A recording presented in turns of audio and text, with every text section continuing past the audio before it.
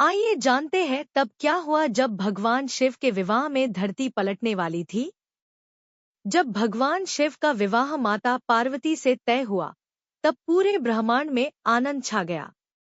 देवता, ऋषि, गंधर्व और अप्सराएं इस दिव्य विवाह को देखने के लिए उत्साहित थे। लेकिन किसी को यह अंदाजा नहीं था कि इस विवाह के कारण स्वयं धरती डगमगाने लगेगी।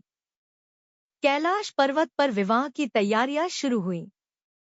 भगवान शिव अपने अद्भुत स्वरूप में सजे। उनके शरीर पर भस्म लगी थी, गले में सर्प लिपटे थे, जटाओं में गंगा विराजमान थी और माथे पर अर्धचंद्र चमक रहा था। उनकी बारात भी उतनी ही विचित्र थी। कोई भूत था, कोई प्रेत, कोई पिशाच, तो कोई गण। डमरू और नगाड़ों की ध्वनि से पूरा आकाश गूंज उठा। जब यह विशाल बारात कैलाश से हिमालय की ओर बढ़ी, तब धरती का संतुलन बिगड़ने लगा। सभी देवता, ऋषि और अनगिनत जीव उत्तर दिशा में इकट्ठा हो गए थे। उनके भार से धरती उत्तर की ओर झुकने लगी। पर्वत कांपने लगे, समुद्रों में ऊंची लहरें उठने लगी और दक्षिण दिशा ऊपर उठती दिखाई देने लगी।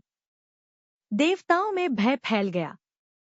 उन्होंने सोचा, यदि ऐसा ही चलता रहा तो पृथ्वी का संतुलन नष्ट हो जाएगा। तभी सभी देवता भगवान शिव के पास पहुंचे और विनती करने लगे, हे महादेव, आपके विवाह का उत्सव तो दिव्य है, लेकिन धरती का संतुलन बिगड़ता जा रहा है। कृपा करके कोई उपाय कीजिए। भगवान शिव कुछ क्षण शांत रहे। फिर उनकी दृष्टि महान ऋषि अगस्त्य ऋषि पर पड़ी। अगस्त्य ऋषि अपनी तपस्या और दिव्य शक्तियों के लिए प्रसिद्ध थे। महादेव ने कहा, हे अगस्त्य मुनि, आप दक्षिण दिशा की ओर प्रस्थान करें। आपके वहां रहने से पृथ्वी का संतुलन फिर से ठीक हो जाएगा। अगस्त्य ऋषि भगवान शिव के परम भक्त थे, लेकिन उनके मन में एक दुख था। उन्होंने विनम्रता से कहा, प्रभु, मैं आपके विवाह का दिव्य दृश्य देखना चाहता था। यदि मैं दक्षिण चला गया तो इस अद्भुत विवाह से वंचित रह जाऊंगा।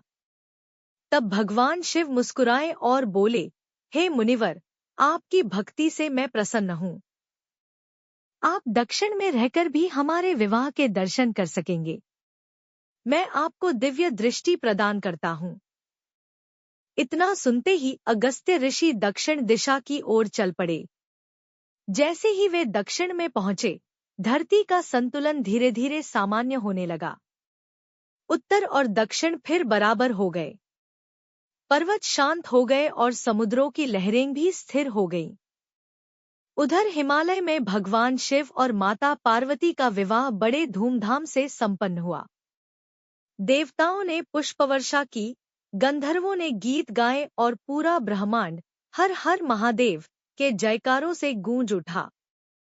दक्षिण में बैठे अगस्त्य ऋषि को भगवान शिव ने दिव्य दृष्टि से विवाह का हर दृश्य दिखाया। उन्होंने ध्यान में ही उस पावन विवाह के दर्शन किए और आनंद से भर उठे। कहा जाता है कि तभी से उत्तर और दक्षिण भारत के बीच आध्यात्मिक संतुलन स्थापित हुआ। अगस्त्य ऋषि ने दक्षिण भारत में धर्म और ज्ञान का प्रकाश फैलाया, जबकि भगवान शिव और माता पार्वती का यह विवाह सृष्टि के सबसे दिव्य और अद्भुत विवाहों में गिना जाने लगा। इस कथा से हमें यह शिक्षा मिलती है कि जब भी संसार का संतुलन बिगड़ता है, तब ईश्वर किसी न किसी माध्यम से उसे फिर से ठीक कर देते हैं।